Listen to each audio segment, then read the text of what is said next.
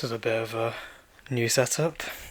For reference, this is my first time doing a video where I'm showing my face, so be nice. As we approach the end of the academic year, it will soon be time for sixth form students to start thinking about their university choices and shortlist some options. And perhaps you've had your eye on some top universities like Oxford, Cambridge, Imperial, UCL, LSE or wherever. While I can't quite speak for the latter three, I know that Oxford and Cambridge will want your application in by as early as October. Yes, it's a really quick turnaround in year 13 from the first day where writing still feels a little weird to you when it comes to holding a pen, to submitting an application to some of the most decadent and brilliant universities in the world. So let's not waste any time. Let's use the summer wisely to build a robust foundation of knowledge and experience to make your personal statement really stellar and stand out amongst some of the top applicants. Or at the very least, just make September a bit less of a headache for you. And that's where this video comes in. If you don't know me, hi, I'm Memorize. I studied natural sciences at the University of Cambridge and I'll soon be starting a master's there back in September. I've also helped multiple students over the last few years receive offers to study natural sciences at Cambridge University at their top college choice. Needless to say, I know a fair bit about the application process. So in this series of videos I want to teach you how I would write a personal statement from scratch if I was doing it right now to catch the eye of top universities so you can land the dream offer that you've been wanting. By the end of this series, I want to have built a treasury of valuable information that you or anyone can use to write a personal statement that will catch the eye of the best universities in the world. Starting with this video, my top 5 books that got me into Cambridge University and hopefully should help you.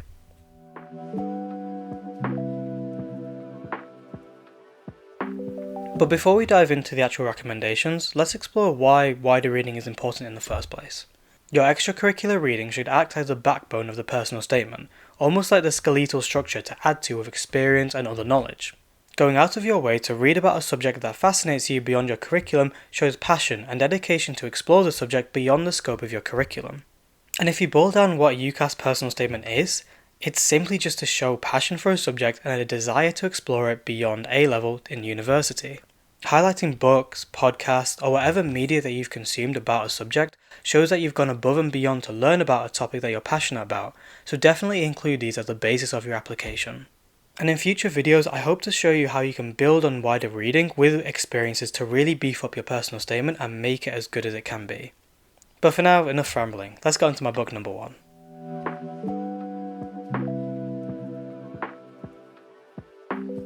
Which is The Idiot Brain by Dean Burnett. I guess as a late heads up, my application was tailored towards neuroscience because this is what I applied for at other universities, so can I keep that in mind? It might not be the most relevant for everyone, but it should still be useful to try and find books that will be useful for your personal statement. The Idiot Brain is a great entry-level book to get started with neuroscience without going into the deep end too much with all the complicated jargon and technical concepts. Every concept in here is explained really well in a really nice, easy to digest manner that's very simple to read but so informative. And actually quite funny at times. I genuinely found myself chuckling sometimes at some of the jokes in here. For a book, it's quite entertaining. And I used to hate reading, so this was a very pleasant surprise.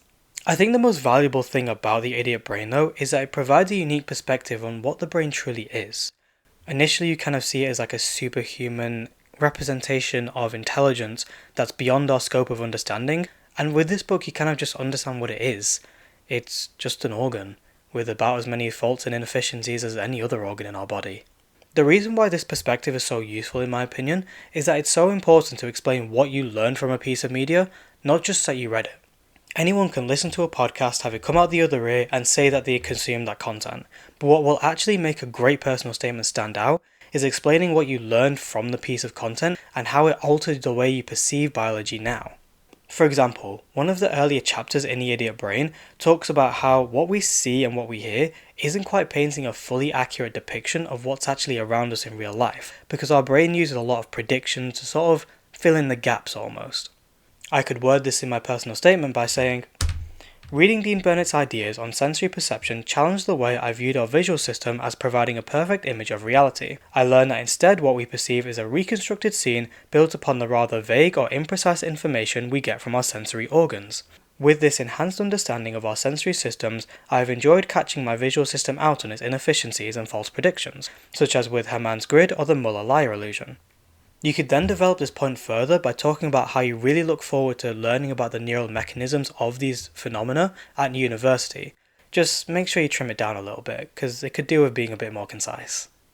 But I hope you appreciate how this paragraph didn't just briefly mention a concept from the book, but actually explained how I learned from it and how I changed the way I view biology now, and thus gone on to explore this in real life. On a side note, I do actually recommend looking at the Muller-Lyer illusion and Hermann's grid, because they're actually really interesting. But I think I've talked enough about this book. Let's move on to my second recommendation.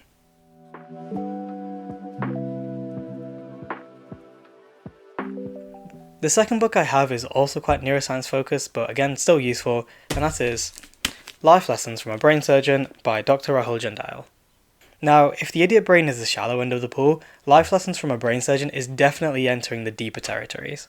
This book is practically overflowing with all the specific details, facts, and research about the brain that will be really impressive if you can get into your personal statement. A book like this is really good for in-depth knowledge about certain topics, and there's plenty here about neuroanatomy too, which is great for medicine students. Think of this as almost your detailed map of the brain. In fact, it would probably be useful to actually have a picture of the brain as you're reading this book, so you can kind of refer to which region of the brain this book is talking about. And by extension, I'd probably recommend having Google up with you as well. I remember searching up quite a few of the technical concepts in here because I just didn't understand them. In fact, I actually came back to this book for my third year dissertation about memory and sleep, because this book has so many brilliant useful insights about how memory is retained and the neurochemistry behind memory retention and production. I'd probably recommend this book after reading something like The Idiot Brain to just develop your confidence in neuroscience, because it can be very overwhelming with the amount of technical concepts and jargon that this book throws at you right from the start. But if you can understand a lot of the technical research and concepts in this book, it's super impressive to add into your personal statement for biology or medicine.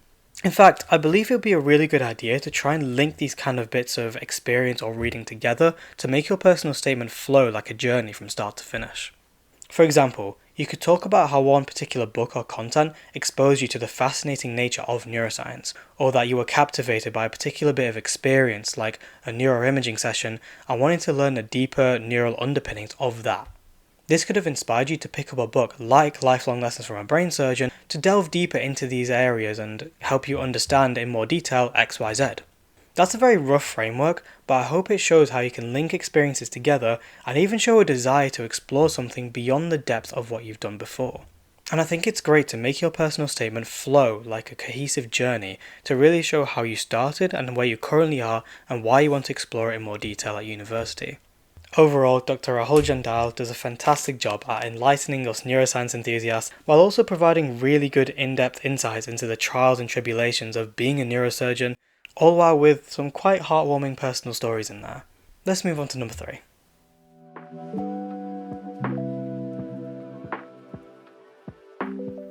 My third recommendation is one that I didn't use for my undergraduate personal statement and only knew about for my master's one, and that's because it didn't exist yet.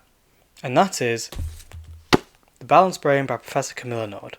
This is a book all about the neuroscience and psychology behind mental health, and how you can use science-backed ways to improve your mental well-being, especially for adolescents and young adults in this rapidly ever-changing world.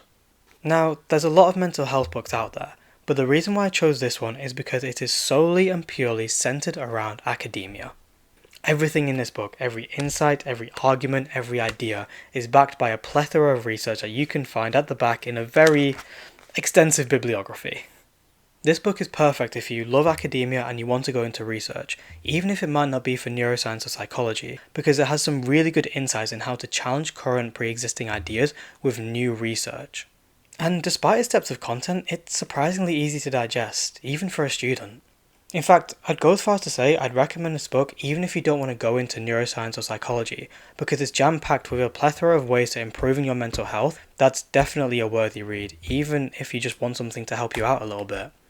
And as a little bonus, it's actually written by a Cambridge professor, so maybe you'll get some extra points if you can name drop someone within the Cambridge academia space.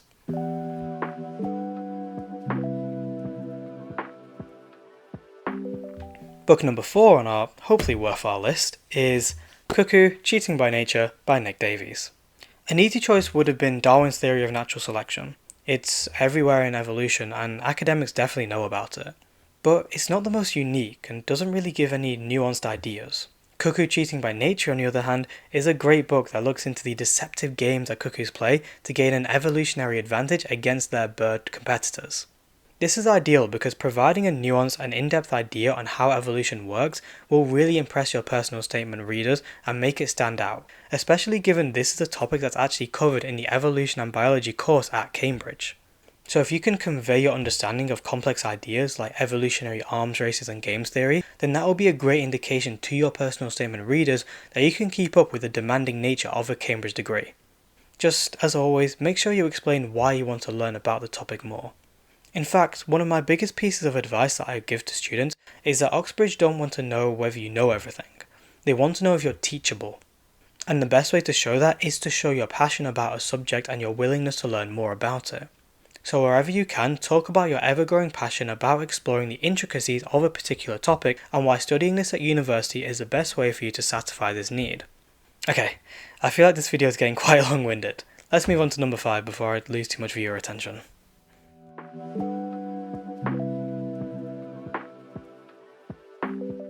My final book recommendation is a highly influential one that's shaped our current contemporary understanding of how evolution works today, and that is The Selfish Gene by Richard Dawkins. While Cuckoo Cheating by Nature looks at evolution on a species level, The Selfish Gene zooms right in on the singular gene territory to look at some of the cunning games even singular genes can use to ensure their survival and to be passed on to the next generation. Admittedly, I've only read the key points from this book, but even from that my entire understanding of evolution shifted, as I understood that even singular genes are left to fight for themselves and ensure their survival at the expense of others. Which, in my mind, is quite selfish. This goes back to my idea of providing a unique and fresh perspective on current ideas, as well as having beliefs that are malleable and willing to be changed with new content. Again, the admissions tutors want to know if you're willing to learn, not if you're a stuck-up arrogant know-it-all who thinks they know everything and isn't willing to change their ways. So wherever you can, show progression in your understanding of challenging concepts, or how consuming one bit of content alters your beliefs about particular concepts and theories that you'd love to explore more at university level. And that wraps up my top 5 books that helped me get into Cambridge University. But before you go, I want to give you a little bit more as a thank you for getting to this part of the video. I've scattered little bits of information and examples of how you can write this in your personal statement, but I want to give you just a little smidge more advice. Contrary to popular belief at A-level, you do not need to read 17 different books or be a scholar level of academia just to get into Cambridge. In fact, I'd probably recommend just reading like 2 or 3 books over the summer, a few scientific articles that go into depth about a particular topic, and just learn them really well. Take your time to fully understand all the concepts and absorb all the information in the book, from front to back, rather than just skimming through it for half an hour and moving on to the next.